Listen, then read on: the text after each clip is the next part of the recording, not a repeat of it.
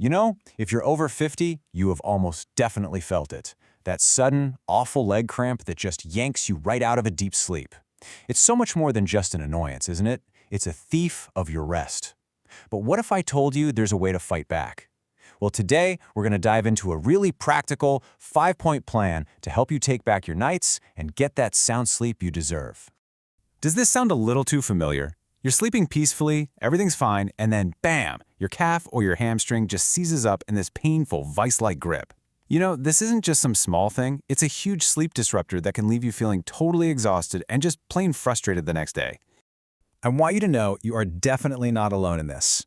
But here's the good news. We are not just going to rehash the same old advice you've heard a million times. We're going to tap into the expertise of Will Harlow, who's a specialist physiotherapist for people over 50. He's developed a set of really practical, non-medication solutions that, get this, you can start using tonight. So, let's get right to it. First, we'll get to know our enemy, what we're calling the nightly intruder. Then, we'll get armed with a powerful 5-point prevention plan. We're talking simple daily stretches all the way to internal balance.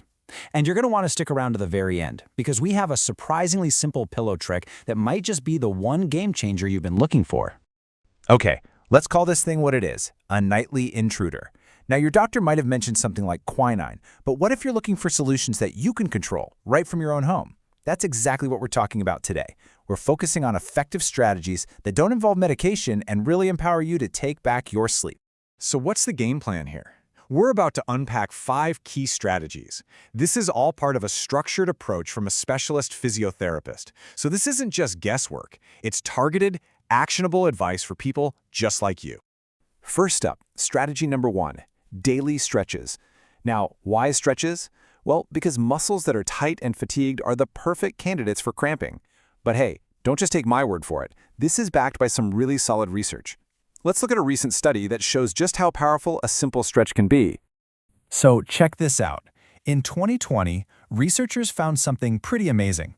They had a group of older adults who were suffering from leg cramps do a simple stretching routine just 3 times a day. And the results? They were astounding. The group had way fewer cramps, and when a cramp did happen, it was a lot less intense. That, my friends, is a huge win. So, where do we start? Well, with one of the most common culprits, of course, the calf muscle. This stretch is so simple, and you can do it pretty much anywhere, which makes it super easy to fit into your daily routine. Okay, here's how you do it. Face a wall and just place your hands on it for a little support. Step one leg back, but keep it straight with your heel planted firmly on the floor. Super important, make sure both of your feet are pointing straight ahead. Now just gently bend that front knee until you feel a nice, comfortable stretch in the calf of your back leg. Remember, we're looking for a gentle pull, never a sharp pain. And here's a really crucial detail for all of these stretches. You've got to hold it for 30 seconds. Why 30 seconds? Well, that seems to be the sweet spot that allows your muscle fibers to really relax and lengthen, which gives you that lasting relief. You should aim for about a 5 out of 10 on the intensity scale. A good stretch, but definitely no pain. All right, now that we've taken care of the calves, let's move on up the leg to another really common trouble spot, the hamstrings.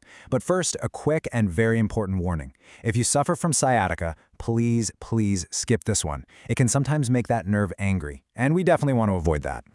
So for this stretch, you'll want to sit on the very edge of a chair. Straighten one leg out in front of you, and just let your foot be relaxed and kind of floppy. Place both hands on your bent knee for support, sit up nice and tall, and then, this is the key, hinge forward from your hips, keeping your back straight. You should feel that stretch right in the middle of your hamstring muscle, not behind your knee. Okay, our final stretch is for those big, powerful quadriceps muscles right on the front of your thigh. If you've ever had a cramp there, you know how incredibly painful it can be. This stretch is a fantastic way to release all that tension and hopefully prevent it from happening again. And this one is so easy, you can literally do it in bed. Just lie on your side, grab your top leg by the shin or ankle, and gently pull it back behind you. You should feel a good stretch right in the front of your thigh. Try to keep your back relaxed, and hey, if you can't quite reach, don't be afraid to loop a towel around your foot to help. The goal is just a gentle, consistent stretch. All right, we've covered the external stuff with our stretches. Now it's time to go internal. Strategies 2, 3, and 4 are all about creating the right environment inside your body to stop those cramps before they even think about starting. Okay, strategy number 2 tackles a really common misconception about hydration. We're always told, drink more water, drink more water. But here's the twist. Drinking too much water can be just as bad as drinking too little. It can actually flush out those vital electrolytes, the minerals like sodium and potassium that your muscles need to work properly. So the key here, it's all about balance. Listen to your body and find that sweet spot. Strategy 3 brings in a real MVP of muscle health, magnesium. This mineral is absolutely essential for muscle relaxation, and if you don't have enough, it can lead to cramps. So, a magnesium rub, which you apply right onto the muscle, can be an amazing way to deliver this nutrient right where it's needed most. You'd be surprised how many people swear by this. Now, for a strategy that might go against everything you've ever heard. So many of us are trying to cut back on salt, but completely eliminating it can actually backfire. Just as this quote from Will Harlow points out, sodium is a crucial electrolyte for regulating your body's fluid balance. Without enough of it, you're much more likely to get cramps. The big takeaway here, moderation is key. We've covered some really powerful strategies so far. But what if the simplest, most effective fix is also the one that's most overlooked? What if it's something you already have in your bedroom, right now, but maybe you've been using it all wrong? Our 5th and final strategy is a true game changer, and it's coming up right now. And here it is, folks, the pillow trick. This is a brilliantly simple yet unbelievably effective way to prevent cramps just by using something you already have in your bed. It's all about putting your legs in a more natural, neutral position while you sleep. Trust me, it can make a world of difference. It really couldn't be any simpler. If you're a side sleeper, just pop a pillow between your knees. It helps align your hips and takes all that strain off your leg muscles. And if you're a back sleeper, just slide a pillow under your knees. That allows your lower back and your legs to completely relax. It's such a small change that can have a massive impact. And there you have it. That's your 5-point plan to put you back in control of your sleep. From those simple stretches to that clever little pillow trick, you now have a complete toolkit to fight back against those awful nighttime leg cramps and finally get the rest you truly deserve. Never miss out. Hey, so what's it going to be? The 30-second calf stretch? That game-changing pillow trick? The choice is all yours. The most important thing is that you take that first step towards a better night's sleep, and you can start tonight. Here's to a future full of peaceful, totally cramp-free nights. So let's talk about magnesium. It feels like it's everywhere right now, doesn't it? The question on everyone's mind seems to be, should I be taking this stuff? And honestly, it's a great question. I mean, you've seen it all over your social media feeds, right? These incredible posts and videos from people saying it's a total game changer for their sleep, their anxiety, muscle cramps, you name it. The hype is real. But that's the thing. Whenever something gets this popular, you gotta ask, what does the actual science say? That's exactly what we're gonna do here. We're gonna cut through all that noise and get to the real evidence. Okay, so here's our game plan. We'll touch on the hype, then dive into what magnesium actually does in your body. We'll explore this weird deficiency gray area, bust a huge myth about blood tests, and then figure out who really benefits. By the end, you'll know exactly what to think. First up, your body's essential engine. So let's get down to basics. What is this stuff actually doing? Well, it's not just a trend. Magnesium is an essential mineral, which means your body literally cannot function without it. And when I say it's essential, I mean it's involved in, get this, over 300 critical reactions in your body.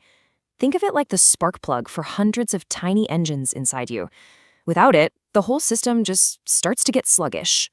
And here is its most important job of all. It stabilizes something called ATP.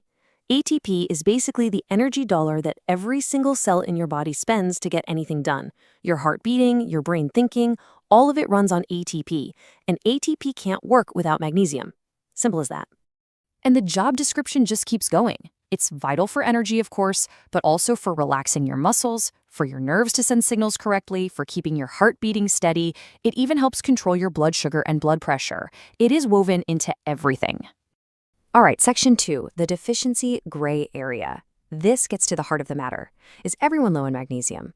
This is where things get a little confusing because we need to talk about two very different things. So on one hand, you have severe full-blown deficiency. That's actually pretty rare, and it definitely requires a doctor. But on the other hand, you have what's called suboptimal intake, and that is incredibly common. It means you're not sick, but you're not running on a full tank either. You're stuck in this gray area. And you can see why so many of us end up in that gray area. Modern foods are often processed in ways that strip magnesium out. Then you add in things that actively drain it from our bodies, like chronic stress, working out hard, drinking alcohol, and even some common medications. It's kind of like a perfect storm for having low levels. Okay, part 3, the blood test myth. Right now, you're probably thinking, fine, I'll just ask my doctor for a blood test. And that sounds smart, but this might be the biggest misunderstanding about magnesium out there. That test can seriously fool you. And here is why. This is the big aha moment. Take a look. Less than 1% of your body's magnesium is actually in your blood. The other 99% is inside your cells and your bones. Your body will fight tooth and nail to keep that tiny amount in the blood stable, even if it means pulling it from your cells. So here's the bottom line. Your blood test can look totally normal, even while your cells are crying out for magnesium. It's just not a reliable way to know what's really going on inside. This explains why so many people with normal labs feel a huge difference when they supplement. So, section 4.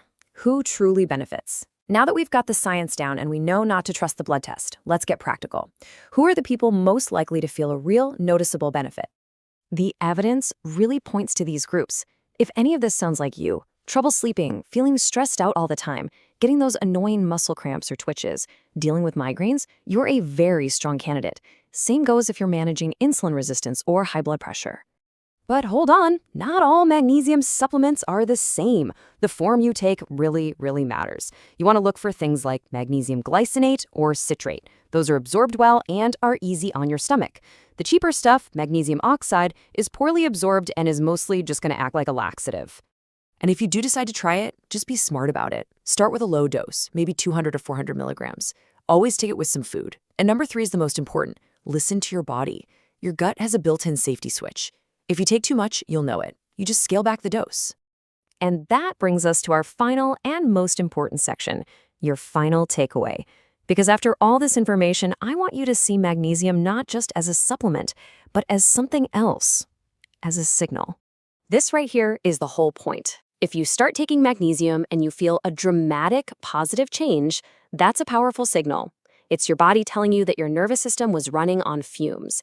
It's a sign that your diet, your stress levels, or your recovery just wasn't cutting it. See, the real goal isn't to be on a supplement forever. The goal is to use that signal to help you build a lifestyle with the right foods and stress management that gives your body what it truly needs to thrive on its own. So in the end, that's the real question. Is it a shortcut or is it a support tool? And when you look at all the evidence, it's clear. It's a powerful tool that can support you and help you get back on track. I really hope this breakdown helped clear things up for you. If it did, do me a quick favor and hit that like button. It seriously helps other people who are confused about this topic find this explainer. And hey, if you like getting clear, no-nonsense breakdowns like this, make sure you subscribe and click that little notification bell. That way you won't miss the next one. Now I want to hear from you. What was your biggest takeaway from all this? Or if you've tried magnesium, what was your experience like? Drop it in the comments below. I'd love to read what you think. Thanks so much for tuning in.